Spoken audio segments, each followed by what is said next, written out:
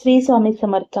श्री स्वामी समर्थांची सेवा करणे म्हणजे केवळ पूजा अर्चा नसून ते आपल्या जगण्याला योग्य दिशा देणारे एक प्रभावी माध्यमच आहे. जेव्हा आपण स्वामींच्या चरणी नतमस्तक होतो तेव्हा आपल्या जीवनातील सर्व चिंतांचा भार ते स्वतःवर घेतात. खऱ्या अर्थाने स्वामी सेवेकरी होण्यासाठी बाह्य उपचारांपेक्षा अंतर्मनातील शुद्धता आणि स्वामींवरील अढळ विश्वास जास्त महत्वाचा असतो. स्वामींचे भिवू नकोस, मी तुझ्या पाठीशी आहे हे अभय वचन सार्थ ठरवण्यासाठी आपल्याला शिस्त, भक्ती आणि समर्पणाची जोड द्यावीच लागते.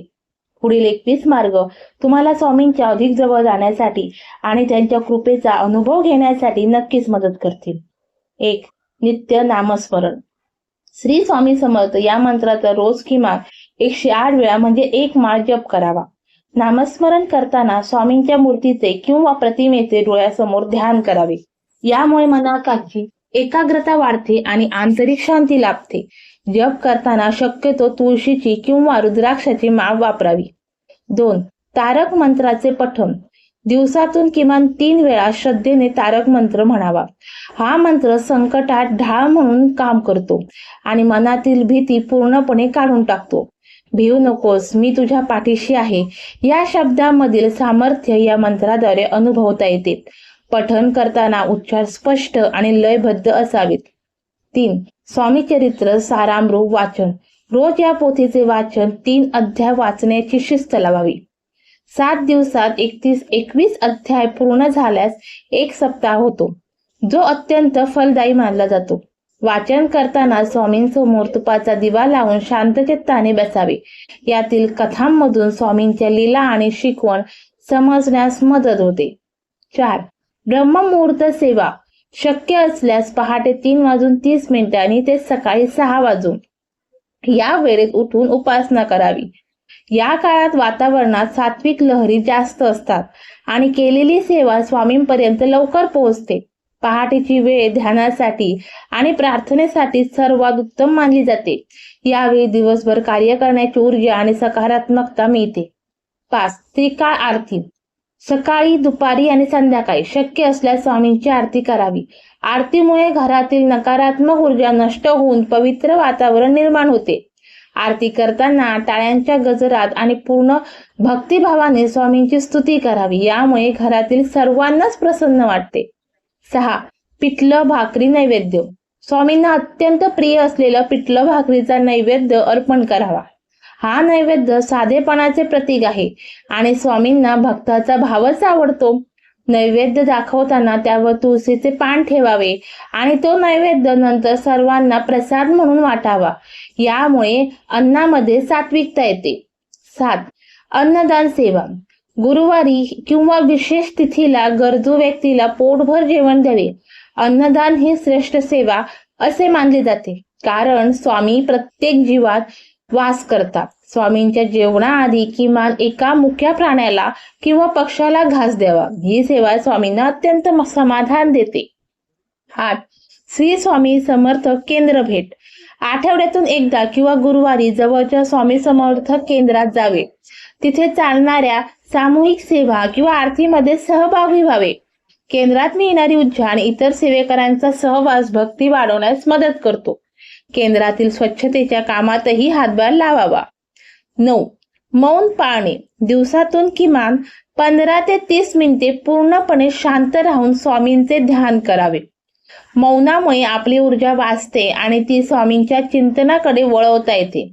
मनातील विचारांचा कोलाहल कमी करण्यासाठी मौन हा एक सर्वोत्तम उपाय आहे. यामुळे आंतरिक शक्तीचा विकास होतो. 10. व्यसनमुक्ती आणि सदाचार. कोणत्याही प्रकारच्या वाईट व्यसनांपासून दूर राहणे ही स्वामींची मोठी सेवाच आहे. शुद्ध आचरण आणि सात्विक विचार ठेवल्यास स्वामींची कृपा लवकर होते. खोटे बोलणे, कोणाला फसवणे किंवा कोणाचे वाईट करणे टाळावे. आपले जीवन हे स्वामींचे मंदिर मानून जगावे. 11. परनिंदा त्याग. कोणाबद्दलही वाईट बोलणे किंवा निंदा करणे पूर्णपणे थांबवावे. दुसऱ्याचे दोष शोधण्यापेक्षा स्वतःच्या चुका सुधारण्यावर भर द्यावा. स्वामींना द्वेष करण्यापेक्षा प्रेम करणारे भक्त जास्त प्रिय असतात. प्रत्येकामध्ये स्वामींचा अंश पाहून सर्वांशी आदरानेच वागावे. 12. अग्निहोत्र सेवा. सूर्योदय आणि सूर्यास्ताच्या वेळी घरात अग्निहोत्र करावे. यामुळे घरातील वातावरणाची शुद्धी होते आणि आरोग्यास लाभ होतो. अग्निहोत्राच्या राखेमध्ये देखील सकारात्मक ऊर्जा असते असे मानले जाते. या विधीमुळे वास्तूतील दोष दूर होऊन सुख समृद्धी नांदते. 13. पादपूजा आणि प्रतिमा पूजन. रोज सकाळी स्वामींच्या पादुकांची आणि प्रतिमेची पूजा करावी. गंध, अक्षता आणि फुले वाहून स्वामींना वंदन करावे. आपल्या जीवनातील धुरा त्यांच्या चरणी आहे हा भाव पूजेतून व्यक्त व्हावा. यामुळे भक्तीचा पाया भक्कम होतो. 14. अहंकार त्याग. मी सेवा करतोय हा अहंकार मनातून पूर्णपणे काढून टाकावा. सर्व काही स्वामींच्या सेवे कृपेमुळे होत आहे ही नम्रता अंगी बाळगावी. अहंकार असेल तिथे देवाची कृपा टिकत नाही. म्हणून नेहमी नम्र राहावे आणि केवळ निमित्त आहोत हे लक्षात ठेवावे. 15. संकल्प सेवा. एखाद्या विशिष्ट कामासाठी संकल्प करून ठराविक दिवस सेवा करावी. उदाहरणार्थ 21 दिवस सारामृत वाचणे किंवा 1,00,000 जप करणे. संकल्प केल्यामुळे सेवेमध्ये शिस्त येते आणि मानसिक बळ वाढते. इच्छा पूर्ण झाल्यावर स्वामींच्या चरणी कृतज्ञता व्यक्त करावी. 16. ग्रंथ वाटप किंवा प्रसार.